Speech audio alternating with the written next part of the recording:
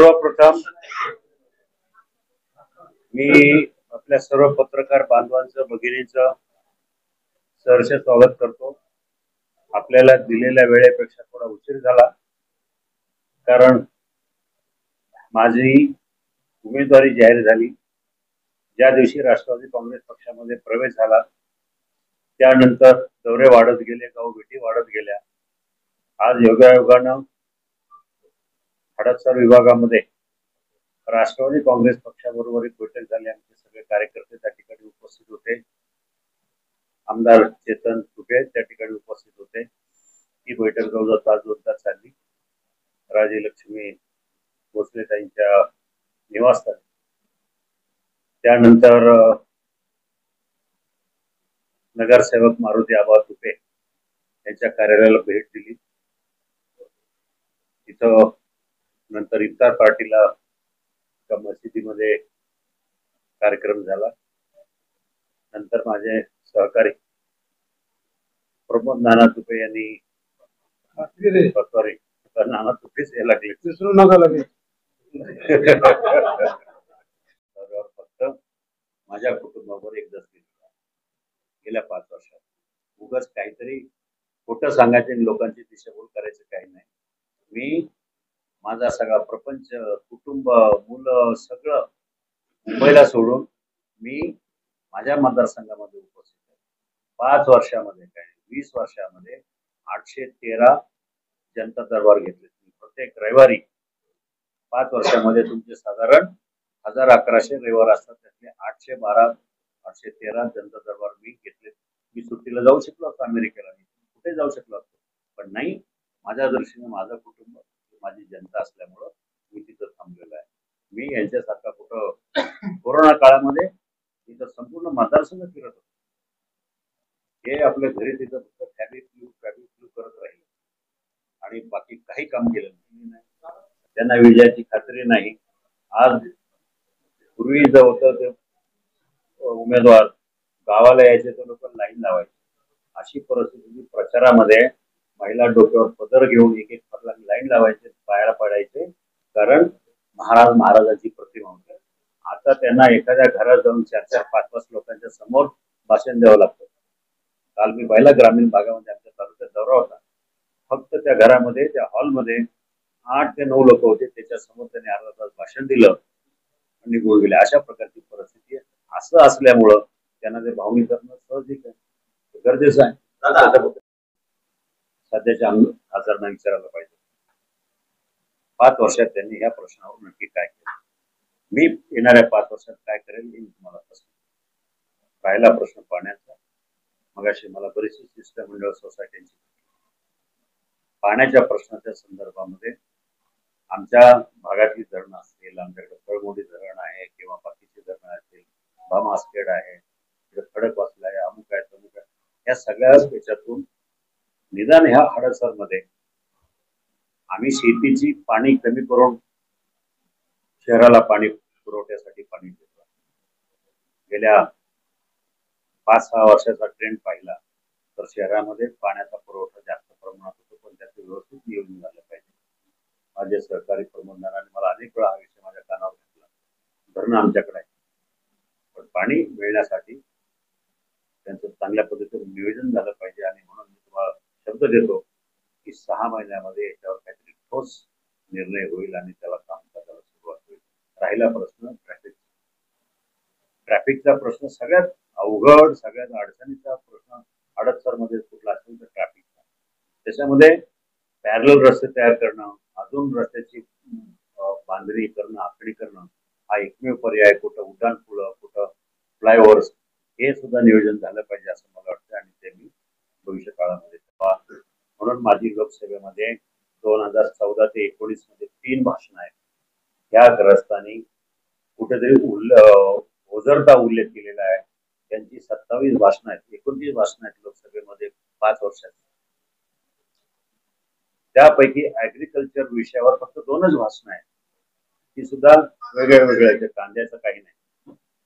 29 पैकी 2च भाषणं ऍग्रिकल्चर विषयावर आहेत। त्यांनी काय केलं, शेतकऱ्याचा एवढा कळवळ आला असेल, कांदा त्यांना आता का आठवला? 5 वर्षामध्ये शेतकऱ्यांना जसं काय कांद्याला चांगला भाव मिळत होता, आता 2-3 महिन्यापासून कुठेतरी शेतकऱ्यांना अडचण निर्माण झाली असं चित्र बसवलं जात आहे. काही नाही, त्यांना वेळच नव्हता हो. कांद्याच्या प्रश्न आता लोकांना निवडणुकीला सामोरं जायचं, मग लोकांना पुढे काय देणार? मग कांद्याला भाव नाही, मग काहीतरी गणित निर्माण केलं की एकराला एवढा भाव, एकराला एवढा खर्च आणि तेवढा विक्रीतून तेवढा खर्च. हे फक्त दाखवण्यासाठी केलेल्या कांद्याच्या भावासाठी मी कांद्याच्या माळा घालून मी सुद्धा आंदोलन केलेलं आहे. लोकसभेच्या आवारामध्ये कांद्याची माळा घालून आम्ही आंदोलन केलेली आहे. त्यामुळं त्यांच्यापेक्षा या प्रश्नावर मी जास्त अभ्यास केलेला आहे, मला अनुभव आहे आणि आंदोलन त्याच्यातून माझा राजकीय जन्म झालेला. बोलले हा मीडियातला माणूस आहे, हा नाटकातला माणूस आहे. अजितदादांच्या बंगल्यावर मी तिथं असेच मोठ्या प्रमाणात सगळे बांधव त्या ठिकाणी उपस्थित आणि एक युट्यूबवर कुठेतरी बाजूला उभा. मी लोकांशी मुलाखती देत होतो, मी असेल तटकरे असेल आम्ही तिथं मधूनच एक माणूस कॅमेऱ्याचा वर करून बूम करून काय 2019चा बदला घेणार का, 2019चा बदला घेऊन 2 वेळा आमच्या उत्तर दिलं नाही. तिसऱ्यांदा ते परत आला, 2019चा बदला घेणार का, म्हटलं हो. आता याच्यामध्ये बदला घेणार त्यांनी त्याला पाहिजे तसं पोषक रेकॉर्डिंग करून घेतलं आणि मग ते सोशल मीडियावर केलं की मी शेतकऱ्यांसाठी काम करणार आणि हे बदला घेण्यासाठी निवडणुकीला उभे आहे. अशा प्रकारचं हा सुद्धा एक अभिनय होता की मी मंजूर केलेल्या कामाचं काम चालू झालं, ते काम पूर्ण झालं तेव्हा ते खासदार झाले म्हणून नारळ फोडायला त्यांना मिळालं म्हणून त्यांना वाटलं मी केलं. रेल्वेचा प्रश्न 2019च्या रेल्वे निवडणुकीच्या प्रचाराच्या वेळेला डॉक्टर अमोल फुलेंनी प्रचार करताना मी, कारण माझं 2005 पासून रेल्वेच्या मागे लागलो की रेल्वे व्हावी, रेल्वे व्हावी. 2019च्या प्रचारामध्ये तर कार्टून काढून जुग जुग जुग जुग रेल्वे गाडी इधर से आई उधर गई असं काहीतरी असं कार्टून केलं की म्हणजे जी शक्यताच नाही आहे, पॉसिबल होणारच नाही की रेल्वे होतच नाही. लोकांना खोटी स्वप्न दाखवले, लोक हे झाले ते झाले करत माझी खिल्ली उडवली आणि 2च महिन्यात खासदार झाल्यानंतर हा माझा ड्रीम प्रोजेक्ट आहे. म्हणजे कशा प्रकारे लोकांना फसवण्याचं काम त्यांनी केलं. त्यामुळे त्यांचा तसा रेल्वेशी काही संबंध नाही. माझा पराभव झाला तेव्हा रेल्वे प्रोजेक्ट ज्या ठिकाणी होता ती रेल्वे तिथंच आहे. आता त्याला कुठेतरी चालना मिळेल आणि हा प्रकल्प चालू होईल. असं कुठलाही काम त्यांनी केलेलं मला आठवत नाही, मला दिसत नाही. जनतेला माहिती आहे, मतदारसंघामध्ये फक्त तुमच्याकडं बोलण्याची कला आहे, देवानं चांगलं तोंड दिलंय म्हणून तुम्ही काही खोटी गोष्ट खरी दाखवता. एखादा खासदारकी किंवा खासदारकीची विकास कामं ही सेटवर ऍक्टिंग करण्यासारखं तुम्हाला सोपं वाटतं आणि लोकांना पटवणं सोपं वाटतं म्हणून तुम्ही केलं असं होत नाही. त्यांनी जे काही क्लेम करतात ते पूर्णपणे झूट आहे. मी सगळे कागदपत्र माझ्याकडे त्या संबंधित उपलब्ध आहे. वस्तुस्थिती अशी आहे, बैलगाड्यांचा त्यांचा कुठल्याही परिस्थितीत संबंध नाही. त्यांचा घोडीवर बसण्याचा अनुभव आहे, बैलांचा त्यांचा काही संबंध नाही. बैलगाडा क्षेत्राशी मी किती जवळचा संबंध आहे, किती त्या क्षेत्रात काम केलंय हे जिल्ह्याच्या बाहेरचे आमचे नेते आहेत, यांना तुम्हाला विचारू शकता की त्यांच्या मतदारसंघामध्ये सुद्धा बैलगाडी शर्यत होते. महाराष्ट्राच्या कुठल्याही कानाकोपऱ्यामध्ये गेलं तर आपल्याला आढळून येईल की बैलगाडा क्षेत्रासाठी बंदी उठवण्यासाठी मीच काम केलेलं आहे. 2005ला पहिल्यांदा बंदी आली, त्यावेळेला मी औरंगाबाद खंडपीठाकडे जाऊन तिथं केस जिंकलो. त्याच्यानंतर 2005 ते 2012 7 वर्ष बैलगाडा शर्यती सुरळीत चालू होत्या. 12ला पुन्हा बैलगाडा शर्यती बंद पडल्या. मी सुप्रीम कोर्टामध्ये जाऊन लढलो. सुप्रीम कोर्टामध्ये Shivaji Adhalrao Patil versus state government of Maharashtra अशी केसचा निकाल आज आपल्याला दिसेल सुप्रीम कोर्टाचा आहे. त्यासाठी मी खर्च केले पैसे. मध्यंतरी 2014ला बंद झाल्यानंतर अनेक आंदोलन झाली. माझ्या अंगावर जवळजवळ 3 ते 4 बैलगाडा केसेसच्या आंदोलनाच्या केसेस आहेत. त्यामध्ये एक केस त्यांनी 307 कलम लावला. म्हणजे इतक्या मोठ्या प्रमाणामध्ये केसेस आहेत, आंदोलन आहेत, कोर्ट कचऱ्या आहेत.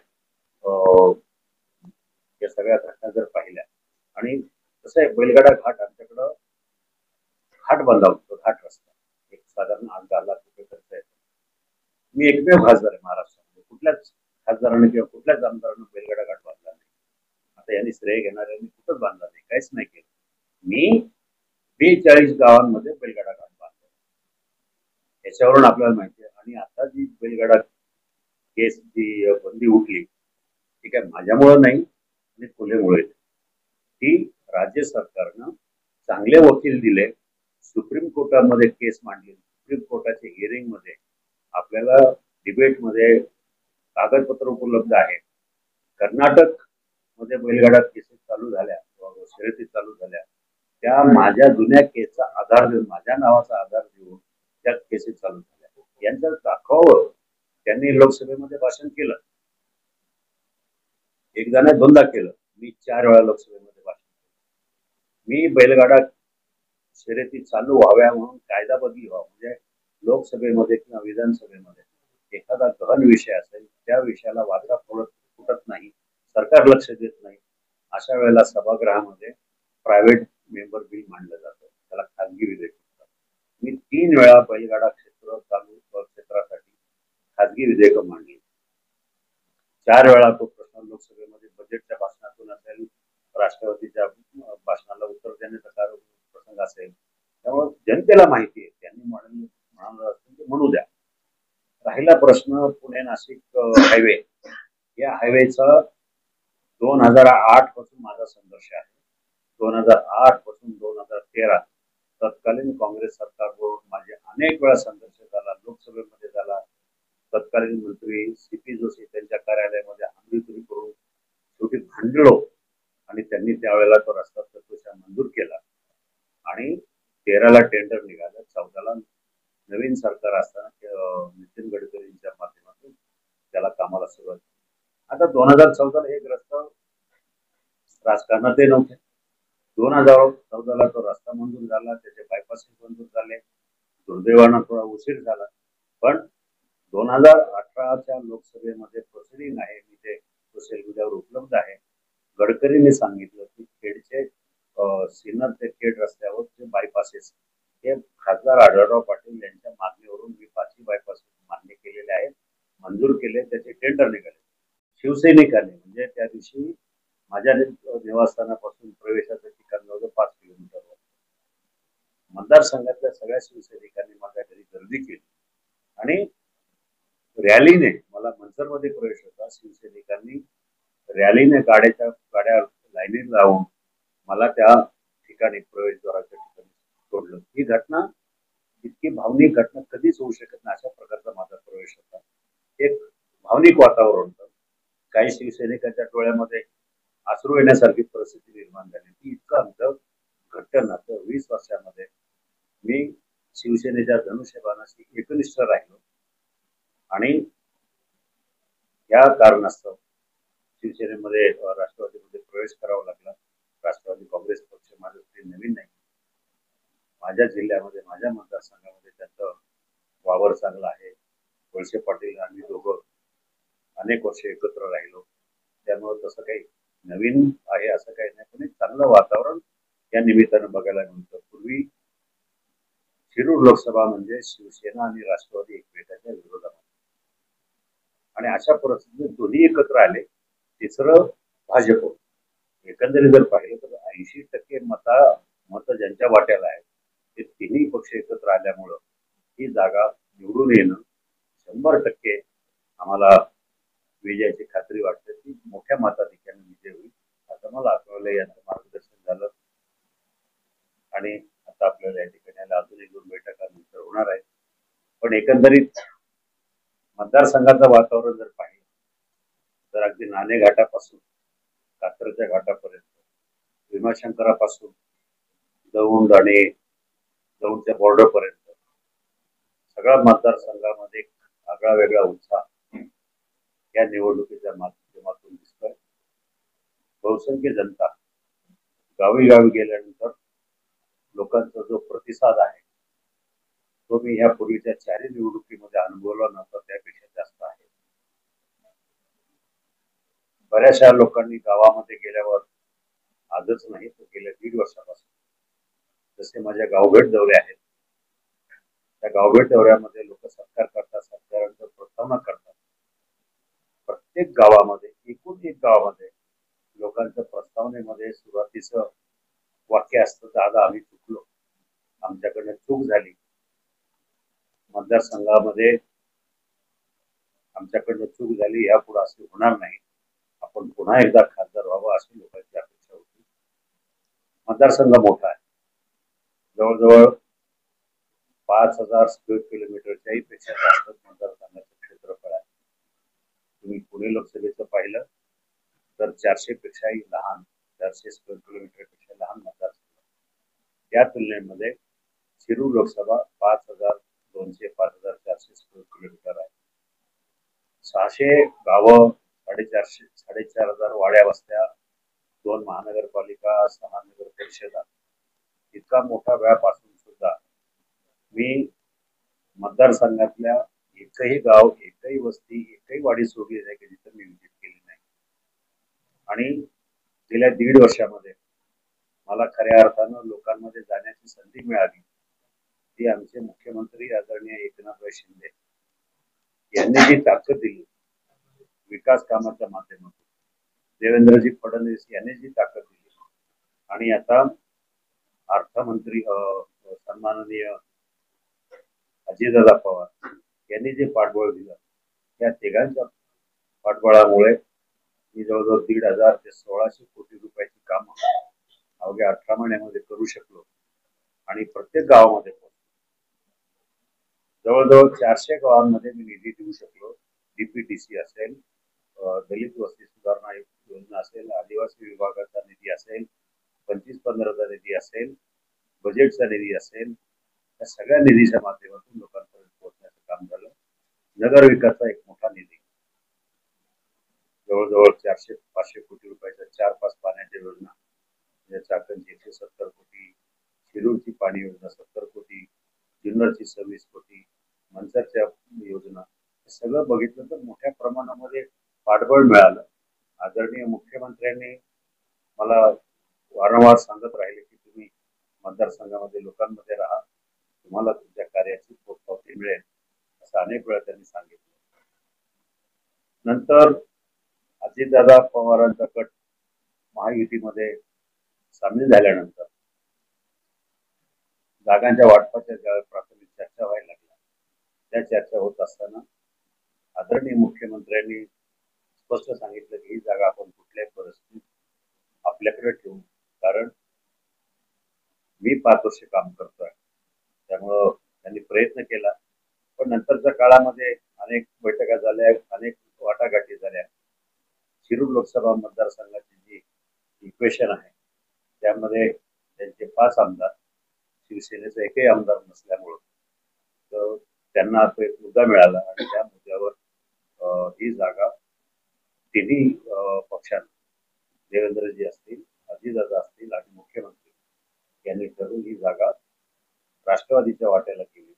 पण ती जात असताना तिघांनी ठरवलं की सहमतीचा उमेदवार म्हणून या मतदारसंघामध्ये शिवाजी आढळराव यांना उमेदवारी द्यावी, राष्ट्रवादीकडनं उमेदवारी द्यावी, गळ्याच्या चिन्हावर लढावं, अशा प्रकारचा सहमतीचा उमेदवार म्हणून मला त्यांनी त्या ठिकाणी फायनल केलं.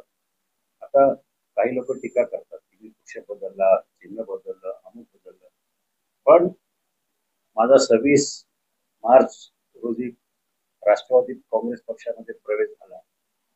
पण त्यावेळची घटना मी तुम्हाला सांगतो, एक आगळा वेगळा प्रवेश होता. त्या अर्थानं की मी महायुतीतलाच उमेदवार आहे.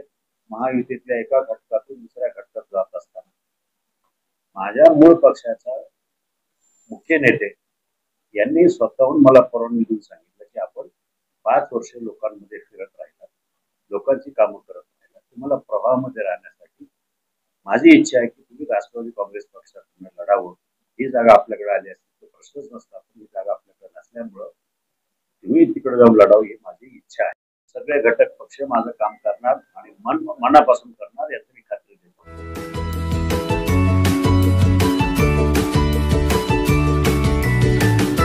बातम्या शेतीच्या, बातम्या मातीच्या, बातम्या अन्यायाच्या, गुन्हेगारीच्या,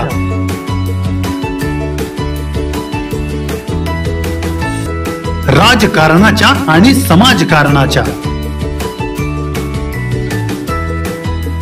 शोषणाविरुद्ध बुलंद आवाज, जनसामान्यांच्या हुंकाराची गाज, सत्कार्याला प्रोत्साहन, दुष्कृत्याला अनुशासन, निर्भीड, निस्पृह, सडेतोड, बेधडक आणि रोखटोक म्हणजेच विघ्नहर टाइम्स. शोध बातमीचा, ध्यास सत्याचा. आपलं चॅनल, आपली बातमी. सबस्क्राईब तर कराच, पण बेल आयकॉनवर क्लिक करायलाही विसरू नका.